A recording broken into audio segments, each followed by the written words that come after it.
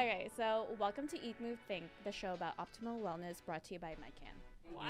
Do it again. Oh, I was practicing. Okay, ready? Welcome to Eat, Move, Think, the show about optimal wellness. brought to you by Medcan. Yeah, this is extremely good. Thank you. Jasmine, I noticed you're wearing a poppy. Well, yeah, it's actually the week of Remembrance Day, so you got to wear a poppy. It's the time of year where you recognize the sacrifices of serving military members and veterans. And actually, one thing Eat, Move, Think listeners may not know is that our host, Shaun Francis, whom we know is the CEO of Medcan, plays an important role in the support of Canada's military. Right, he's the founder and the chair of True Patriot Love, which is one of Canada's foremost charities in the support of those military members and veterans and their families. He chaired the bid committee that brought the Invictus Games to Toronto in 2017 and was on the organizing committee of the bid to see Invictus return to Canada in 2025. And Medcan is a founding corporate partner of True Patriot Love and is also the official wellness partner for all veteran engagements. Which brings us to the topic of this show. We're going to be exploring 3 stories of veteran wellness. And there are lessons from all these stories that we can learn from when it comes to taking care of ourselves inside and out.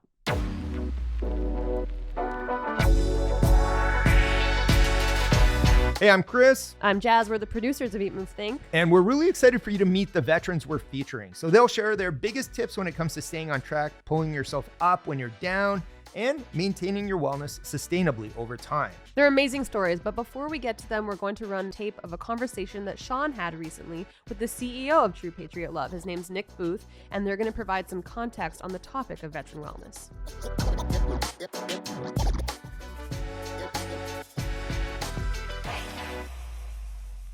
So Shaun, let's talk about you and how you came to play the role in veteran wellness that you do in this country. So, Chris, I grew up in Canada, as you know, but I made the decision in high school to apply to the U.S. Naval Academy in Annapolis, Maryland, which is one of the 3 service academies in the commissioning source for U.S. Navy and Marine Corps officers.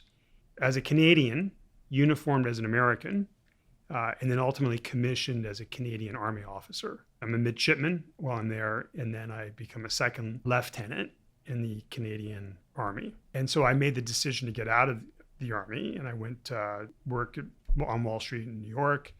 And of course, now I'm the CEO of Medcan. So I've had a business career since then. And after 9/11, we got very into veteran philanthropy. Canada ultimately joins the war effort in Afghanistan. We have numerous casualties, and it struck me that there wasn't actually much being done on the philanthropy front in Canada. Many Canadians, especially in business, have never even met someone in uniform, let alone have fundraised for them or started any sort of cause to support them and their families. So what happened? So what do you do? So I didn't have a grand plan. I merely wanted to do something, and I met General Rick Hillier, who was then the commander of all our armed forces.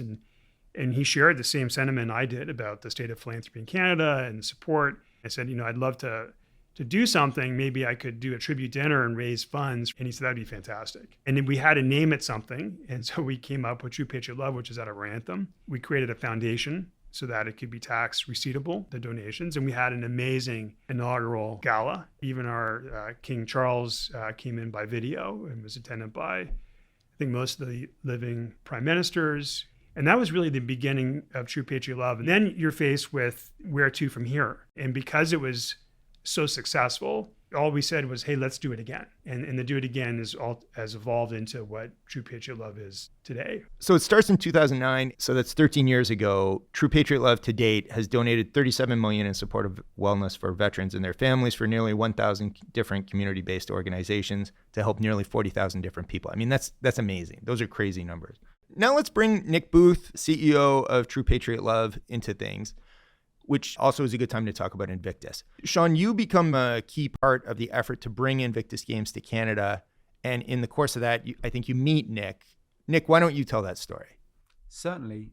I had the privilege at the time of being the chief executive of the Royal Foundation, which is the philanthropic vehicle for the Duke and Duchess of Cambridge, and as he was then Prince Harry, now of course the Duke of Sussex.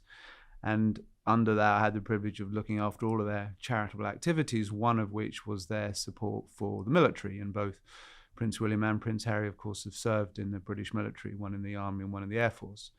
And so at that similar time, when the war in Afghanistan and Iraq was underway, we began to give thought to how did we support the recovery of those men and women who had been injured during their time in service. And we'd already funded a number of expeditions, and I was aware of True Patriot Love's work with expeditions. And so we reached out to Shaun and to True Patriot Love around 2013 and said, we're thinking of doing a major sporting event to re-inspire our ill and injured members. We're going to do the first one in London in 2014, but we don't want that to be the last one. And so I had the privilege of speaking with Shaun and True Patriot Love about doing what became the third Games to coincide with the 150th anniversary of the founding of Canada in 2017, and of course also the 100th anniversary of the Vimy Ridge campaign. So 2017 was a particularly resonant year for the Canadian Armed Forces. And so that's how Shaun and I first met and how I began my journey with True Patriot Love. And who knew several years on I would find myself now having the privilege of also being its chief executive. And 2025 is also going to be a very important year for Invictus Games in Canada. Nick, why don't we hear from you? Invictus is a wonderful thing. And there have now been 6 games. And I've met people that tell me that they're alive because of the Invictus Games. And it's changed already thousands of lives, both those participants and their families. But the games have all been very similar. They've all been summer games, and they've all had relatively similar sports. And we've been aware over the last 2 or 3 years that there's a gap in our mind to bring in the use of adaptive winter sports. There's lots of good scientific evidence that the well-being of individuals who take part in a risk-managed outdoor environment is particularly good for them. And also, it allows you to keep going with your health and well-being and your physical recovery 365 days a year. If you live in a northern country, you don't just have to stop when you look out the window and see that the snow starts. And we were thrilled to have been announced in The Hague this year at the Dutch Games that we'd won the bid and that the 2025 Games will be the first ever winter edition of Invictus to take place in Vancouver and Whistler in February 2025. That's fantastic. That's really exciting. I'm really excited about it. It's great for True Patriot Love to have first brought the Toronto Games in 2017 and now to have the only organisation ever to get the chance to do 2. From me personally, having sort of built the first Games in London, the first Summer Games, now to have the privilege of building the first Winter Games is an honour, and I'm very excited. Nick, you made reference to the way Invictus has helped people. Can you talk about the need for that help, like the challenge of veteran wellness in Canada? Military life brings enormous opportunities, and I think it's very important not to describe all of our military members as ill and injured. And the vast majority of people carry on their time in service and have extraordinary careers and post-career. But there is a group of members who do become either ill or injured that stops them carrying out their military career. And so what you find is this coming together of both the physical challenge of recovery, which often can be long and very painful. If you've been blown up with an IED, or you've been shot, or you've encountered in a road traffic accident, some of those physical journeys are going to be very difficult. But it often means you also lose your income. So you have to medically release. And the only thing you'd ever wanted to be was a soldier. And that's taken away from you suddenly at 22. What do you do? And the third thing it also does is it takes you away from your community, that band of brothers that we talk about, band of brothers or band of sisters, where you serve together in uniform, you're proud to represent your country. And you lose all of those things either slowly as you get older, or you're physically less able to do them, or suddenly. And so what Invictus has always done, and what True Patriot Love's expeditions are built to do just the same, is to re-inspire people, is to re-inspire them to keep going on that physical journey. The slogan "I am" that Invictus uses, you are the person that you were before injury. The fact that you have that injury doesn't stop you being that person. We hear loudly from people that one of the most important parts of it is to be able to put the uniform of Canada back on. That if you were in the armed forces, you wore that uniform proudly and it's been taken away from you. I was talking to an Invictus athlete recently, and they said one of the reasons why they were so keen to be part of the Canadian team was that their child had never seen them in uniform. And that was as much a motivator as being able to take part in wheelchair basketball and win a medal. And Invictus is never about winning medals. The person who comes last always gets the biggest cheer. True Patriot Love has done some remarkable work, and the Invictus Games and the Canadian events have done some remarkable work. Where do you see them going from this point?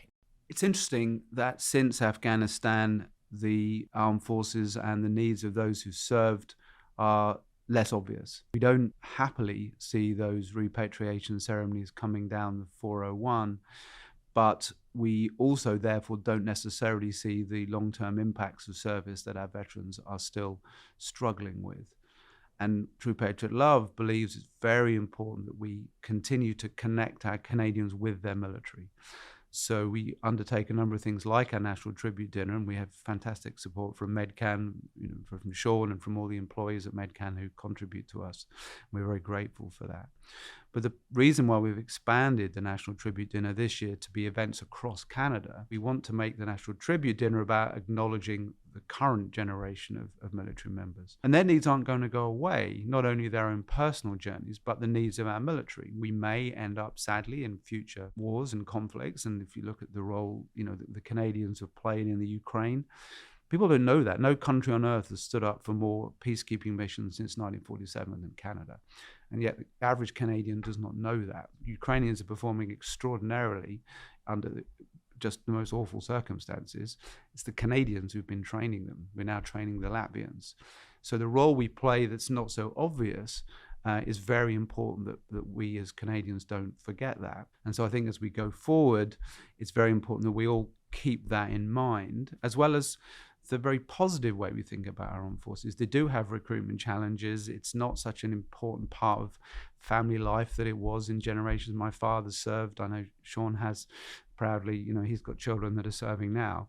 My oldest son graduated from Wake Forest University in North Carolina on an Army ROTC scholarship, and now he's a second lieutenant, soon to be lieutenant in the 101st Airborne, and he's based in Fort Campbell, Kentucky, and he is deploying to Poland or Romania 2024 is what he's been told. It's very difficult to maintain regular relationships. He missed Christmas last year. There's an expression that is used in the military community, families serve too. And that's not only in conflicts, also in peacetime. We move our military families every couple of years, typically on deployments. And that takes you away from your support base. We know that military families have significantly less access to healthcare. And also, of course, during times of uncertainty militarily, have that anxiety about a parent or parents who may be at risk. So understanding the well-being impacts of our families is also something that True Patriot Love takes very seriously, and we provide a lot of support to military families and to military children, providing them with support and respite and access to programming. So we think about those who actually wear the uniform, but we also need to think about those who support those who are in service.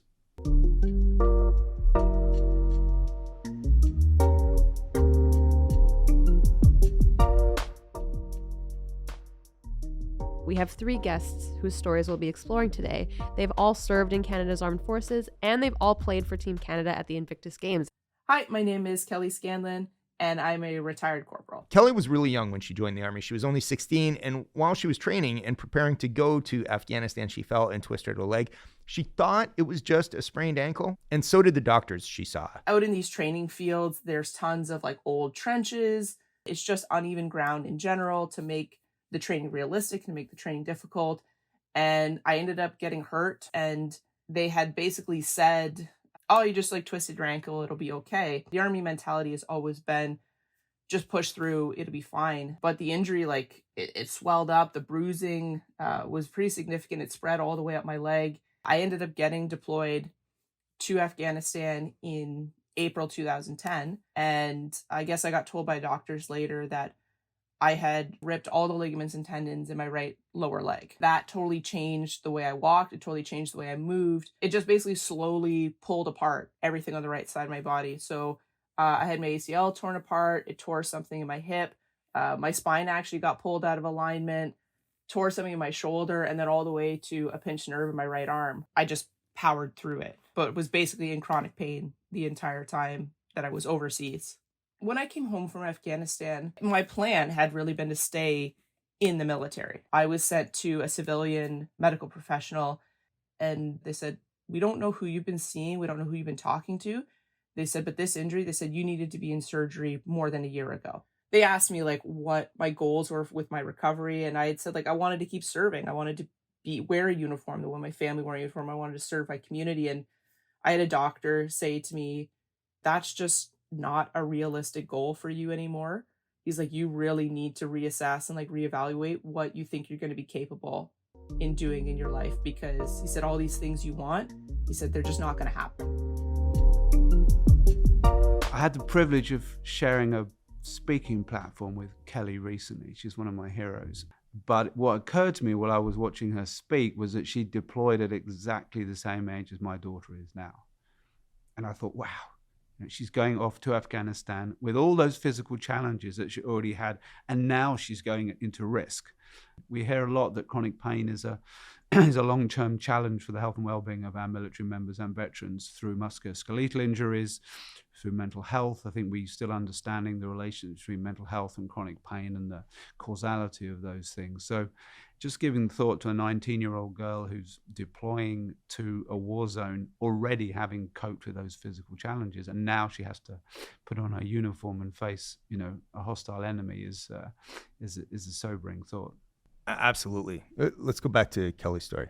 Eventually, I went in for surgery, and there was months of recovery. I was in a wheelchair for a while. I was in a cast. I was in a walking boot for months, and then physio for years. The chronic pain continued. And I also started to notice a lot of struggles with my sleep, with nightmares, with anxiety, and this feeling of being down, being sad. I ended up getting diagnosed with post-traumatic stress injury and a major depressive disorder and a generalized anxiety disorder. I did really hit a point where I became suicidal, where I was like, what is the point of this? I hurt physically all the time. I can't do anything. I can't go up and down stairs. I can't drive. I can't do anything without being in pain. I finally hit a point where I said, okay, you're not going to have a happy life. Try and at least have an interesting one. In 2016, another injured veteran that I know messaged me, and he said, hey, there's this thing coming up called the Invictus Games. It's for injured soldiers. He said, I'm going to sign up. You should sign up as well. I'd never heard of the Invictus Games. And the other thing too is I was not active at that time. I was really not physically capable of doing anything. I'd never been involved in competitive sports, but it sounded like an interesting experience. So I said, sure, man. So I was like, I own a bike. I know how to ride a bike. I'll sign up for cycling. And I know how to swim. I swam in my aunt's pool growing up all the time. I'll sign up for swimming. And even before ever hearing about making the team, I was like, I'm going to start training. The first couple months were very, very difficult because every movement and every motion hurt. What really helped me in that is that I didn't know what the rules of racing were. I didn't know what the proper names or strokes were. And for the first time in years, I pushed myself back out into the community. I was able to find a cycling club. Right away, they were having me come out on bike rides with them, and they actually ran a series of like learn to race, and they had me come out to that. And I was going to the local pool, and I hope she realizes how much she changed my life, but a local lifeguard, she watched me trying to do this properly and came up, and she was like, I don't want to be rude. She's like, but do you want some advice about like how to do this? And those people made all the difference. They were the ones who kept messaging me. When are we meeting next? When are we going for a ride? When are you coming for a swim? After a couple months of training, I actually started to notice differences. I started to notice my mood was better. I was sleeping better. Activities that had like really hurt in the early days didn't hurt as much. Once I saw the differences that the training, the Invictus Games were making for me, I live in a small town. My local fire department has part-time or volunteer firefighters as part of its department. They opened a hiring, and it was a job I had considered for years and then kind of let go of because I was like, there's no way, like that's a super demanding job physically and mentally. I'm like, I'm not going to be able to do that. But this hiring opened, and I was like, let's see. I went through the recruitment process. I did the physical testing. I did the written testing. I did the interviews, and I actually ended up getting hired as a volunteer firefighter in my local department. And then I actually ended up getting hired by a different department. So now for the last 4 years, I've been a full-time firefighter, and I had basically been given back a life that I thought was lost for me, that I thought was a write-off. And it was all through an activity that I never would have picked for myself. Thinking about the person from early 2016 or from 2014, 2012, back all the way to when I had first been injured, I think about that person and where I was. And I was like, if she got in the pool with me today, would she even stand up to me? And I was like, never in a million years. And that was what I saw as success. Swimming was the thing for me that I really put a ton of effort into being good at that sport. I was 4th in the 100-meter freestyle. I won a bronze medal. I was 3rd in the backstroke. And then in the 50-meter breaststroke, I won gold. And that moment was an absolutely amazing experience. Like, I never would have picked competitive sport as the thing that healed me. Never in a million years. It didn't interest me. It's not something I was involved in growing up, but it changed my life. So be open to other paths. When you feel like you're lost in those woods and you're looking around, you're like, where the heck do I go? Just start walking. And you stumble onto something, try it. If it doesn't work, keep going. You stumble onto something else, try that too. Just keep going. So let's talk about Kelly. So you have this arc where she really comes out of this dark place thanks to Invictus. Nick, why don't you take that one? Yeah, it's what we've often say to people about Invictus, and particularly to the athletes, is don't see it as 2 weeks of sport. And what you hear from Kelly's narrative is how it inspired her, as we were saying earlier, about the original origin of the games, to get back on that journey of recovery, to reconnect with people in her community, to build new links, so that she has the support around her for what's going to be a very long and painful journey. And she has that wonderful experience of going to Orlando and representing Canada in the 2016 games.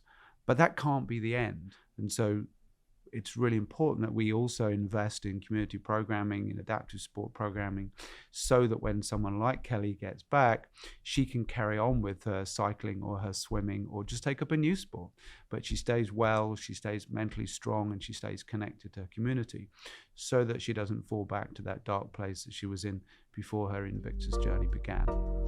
Okay, our next story comes from Major Patrick Levy. Hello, I'm Patrick Levy, a member of the Canadian Armed Forces. Been serving for 30 years. Patrick joined the Canadian Armed Forces as a Naval Combat Instrument Operator Reservist while still in high school, then studied at Royal Military College to become an infantry officer.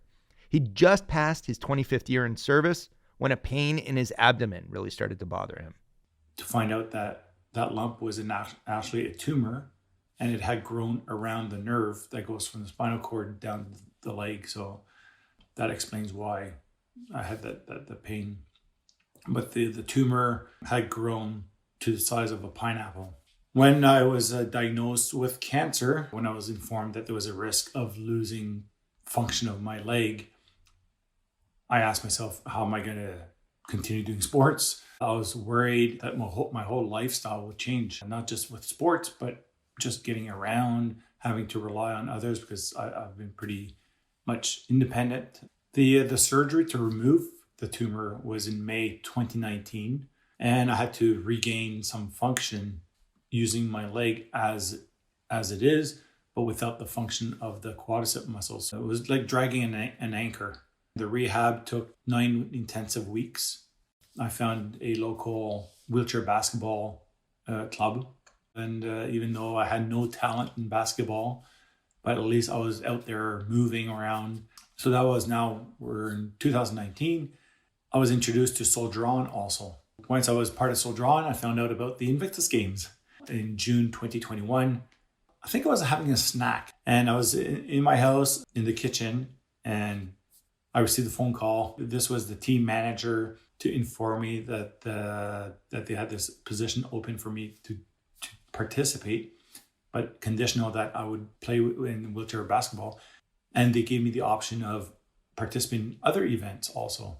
As soon as I hung up, I started making some phone calls to find out where can I get a racing chair. Contacted the BC Wheelchair Sports Association, where they have an athletics department. and started training in those new sports that I had never thought of doing. I got myself a basketball hoop, and I went to the local track with my wheelchair and started doing laps around. And I did find a local club with a coach that helped me out with technique. I was feeling pumped. I was excited. The first event that I competed in was the 1,500 meter wheelchair race. And I was nervous, not just of the competition, but of the crowd, how official it was, and the announcements, the camera, the spectators. 2 days later was the indoor rowing. And when I saw the other guys, how big they were, I told myself after the first minute of the 4 minute, I won't be able to keep up. But I kept on their heels, and I'm still pleased that I finished second in the 4 minutes. And I said, man, I got second place by 2 meters. Sports help me focus and be mindful of what's happening in my mind and in my body. So for Team Canada, a WhatsApp group had been created unofficially by error because people wanted to know where other people were going for meals. But we've continued that group since, and we're still communicating and supporting each other on that WhatsApp group. It kind of builds that confidence and that trust that you can have in others, where I had lost it because of my PTSD prior. Now, because of the games and this group, I'm starting to feel safe and trusting. As soon as I'm doing sports, I focus on the sports and it just calms you down. So after the games, I've continued rowing.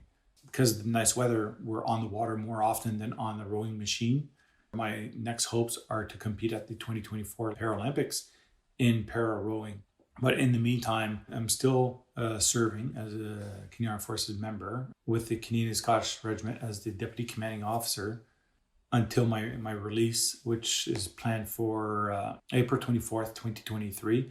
So I train 5 days a week on the water, about 2 hours a day, and also do some cross training because you got to work on different muscles, also strength and conditioning. So there's a lot of physical fitness in my schedule. By being active and fit, it makes the rest of your life easier just to get out of bed, develop those muscles that I can now sit up in bed instead of trying to roll over and drop to the ground and get up. Now I can stand up and be sturdy on my feet, but that's thanks to doing sports and physical activity, because I find myself lucky where I am right now. Even though I'm disabled, I still find myself lucky. Shaun, what are your thoughts? What's interesting about Patrick Levy is that his injury is not combat related, it's cancer related, but seriously debilitating. And the power of the programs we support, in particular sports in Invictus, really helped with his mental attitude in recovery. So much so that he's now paying it forward to help other injured and ill ex-service members and current service members compete. We see that often where our recipients of support also become extremely engaged as volunteers. And Patrick is cancer-free as of almost 3 years now, so that's pretty incredible.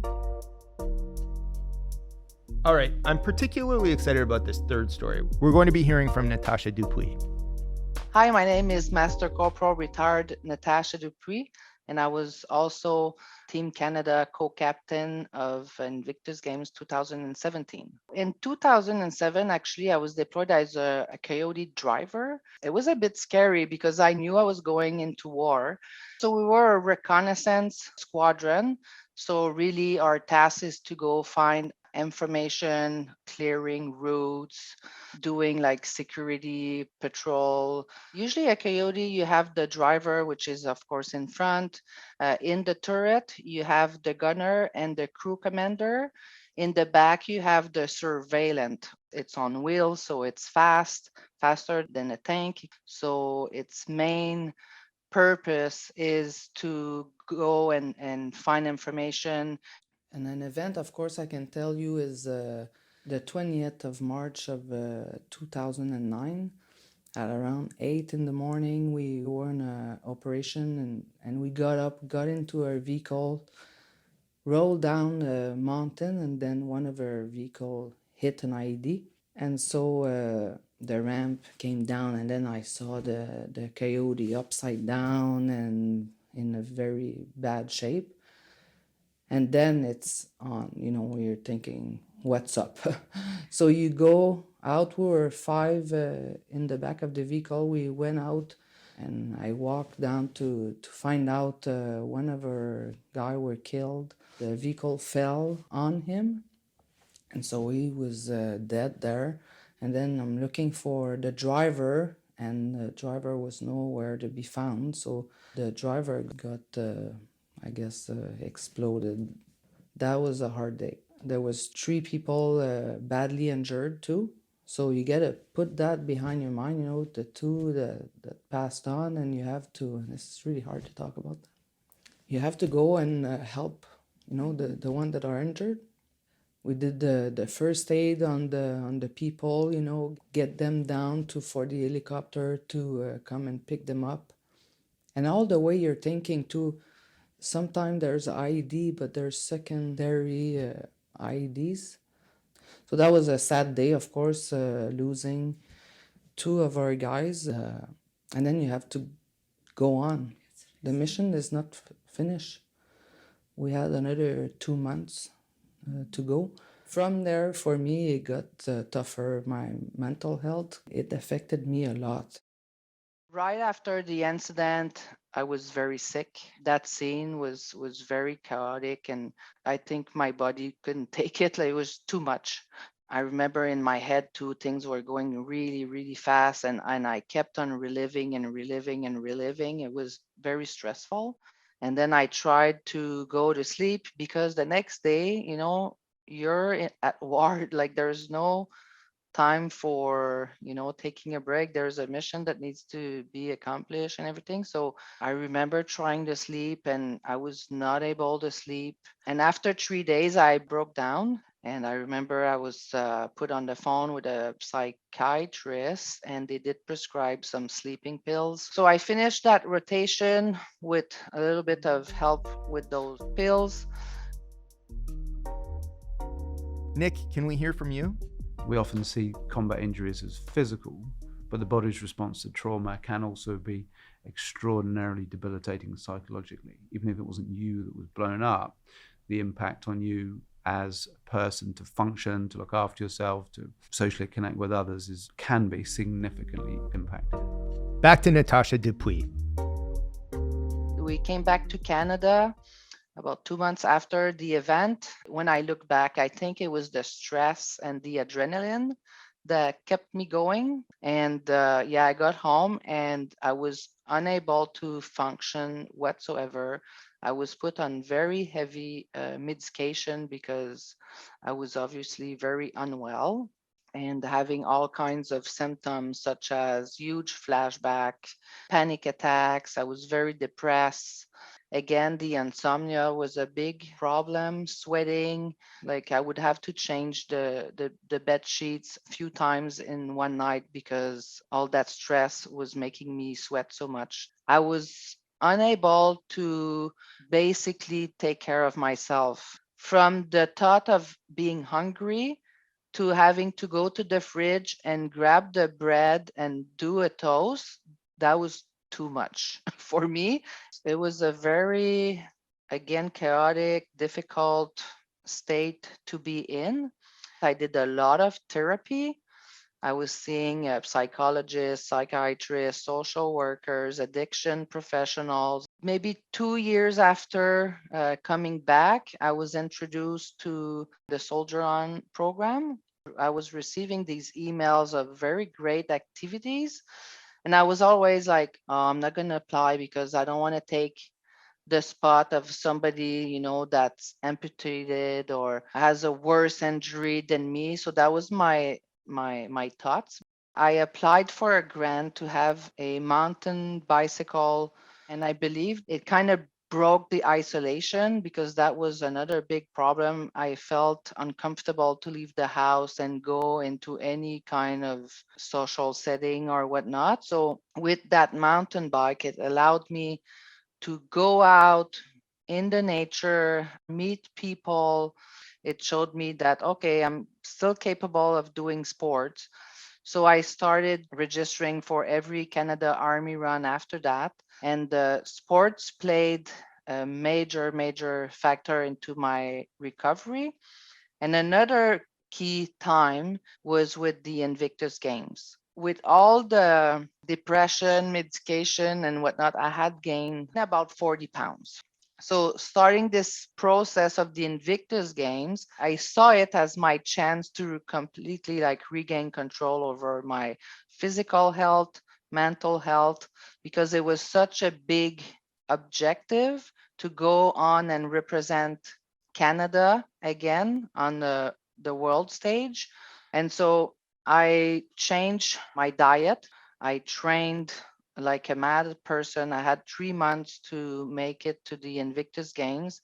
And within that 3 months, I lost about 40 pounds. I got to the Invictus Games probably in the best shape I had been since, I don't know, 10 years or whatnot. And it was just outstanding experience, meeting all these other athletes. And of course, I finished the Invictus Games winnings 2 gold medals at tracks, one at the 100 meter and 200 meter race. And then I won a bronze medal at powerlifting. It was a real eye opener. I applied for the 2017 that were going to be in Toronto. They contacted me asking me if I wanted to be co-captain. So it was a total surprise. I never even thought about applying as a captain. It was the highlight of my life. It's so important to find a community, and the Invictus Games did that. I have so many friends still from the Invictus Games that I'm in contact with, and I stay in contact with so many from other countries as well. The opportunity to have the Canadian flag again and represent Canada, it really helped in regaining confidence into myself and my health. That was Natasha Dupuis, who was a Coyote gunner in Afghanistan and the Team Canada co-captain of the Invictus Games 2017. That was the third of our wellness stories that we're exploring in today's episode. For some final thoughts, here's Nick Booth. As we enter the Remembrance Week this week, it's going to be a very important time for all of us. It's very resonant for our veterans. We know it's a difficult time for veterans as they come to terms with people they've lost, who they know and fought alongside, who have sadly taken their own lives since their time in combat. So it's not just about those who've fallen during the war, it's also those who have passed since that time. Shaun, what are your thoughts? This week, Remembrance Week, really brings home everything that we're doing. When we started True Patriot Love, I never imagined the breadth of activities we would be involved in. So it's really gratifying and exciting to see everything that's going on. Nick has really brought us to the next level. We have Invictus coming back to Canada in 2025, which is so amazing for our military community. Invictus has the brand and people know it, and that's one of the many reasons we're excited about it. But there are hundreds to thousands of initiatives that we've supported. That's what we do, is we raise funds across the country, and we have extremely disciplined and rigorous way of distributing them and offering support to those recipients so that they pay it forward and they develop sustainable scaffolding, so to speak, so that they become of real value long-term for our military community. And Invictus has the most notoriety, but there's many unsung charities that we have our shoulder behind. So we would encourage everyone to support, be it funding through programs, buying their poppy, but also reaching out to veterans that they may know and just checking in on them, because it's not an easy period. And together we can really, hopefully, help our military members and veterans through this and to continue on their journeys of recovery and to be part of, everything that they can be in our communities beyond that time. Thanks, Nick Booth, CEO of True Patriot Love, and thanks, Shaun, Chair of True Patriot Love. Go to truepatriotlove.com to bid on the silent auction, and then also that's where the link to see the gala dinners will be happening. Stay well, everyone. That was Shaun Francis, Medcan CEO and founder of True Patriot Love, in conversation with Nick Booth, the True Patriot Love CEO. This episode also featured Kelly Scanlon, Major Patrick Lévy, and Natasha Dupree, who have all served in the Canadian Armed Forces and competed in the Invictus Games. Follow Shaun on Twitter and Instagram at Shaun C. Francis. That's ShaunC Francis. Follow Medcan on Twitter and Instagram at Medcan Live Well. Follow True Patriot Love on Twitter and Instagram at TPL Foundation. And follow the Invictus Games at We Are Invictus. Stay in touch with Kelly and Natasha from this episode and check them out on Twitter at KCC_SCANLAN and follow Natasha at NATACHA DUPUIS 99. We want to thank Veteran Affairs Canada for the use of the audio of Natasha Dupuis discussing the events of March 20th, 2009. We'll post episode highlights and links that you can visit on our website, eatmovethinkpodcast.com. Say hello and send us a tip or a suggestion by emailing us at info@eatmovethinkpodcast.com. Eat Move Think is produced by Ghost Bureau. I'm Jasmine Ratch, managing producer. Social media and strategy support is from Chantal Gertan, Andrew Imex, and Emily Bozick. Executive producer is me, Christopher Shulgin. We'll be back soon with a new episode examining the latest in health and wellness. This podcast is intended to provide general information about health and wellness only and is not designed or intended to constitute or be used as a substitute for medical advice, treatment, or diagnosis. You should always talk to your Medcan healthcare provider for individual medical advice, diagnosis, and treatment, including your specific health and wellness needs. This podcast is based on the information available at the time of preparation and is only accurate and current as of that date. Source information and recommendations are subject to change based on scientific evidence as it evolves over time. Medcan is not responsible for future changes or updates to the information and recommendations and assumes no obligation to update based on future developments. Reference to or mention of specific treatments or therapies does not constitute or imply a recommendation or endorsement. The links provided within the associated document are to assist the reader with the specific information highlighted. Any third-party links are not endorsed by Medcan.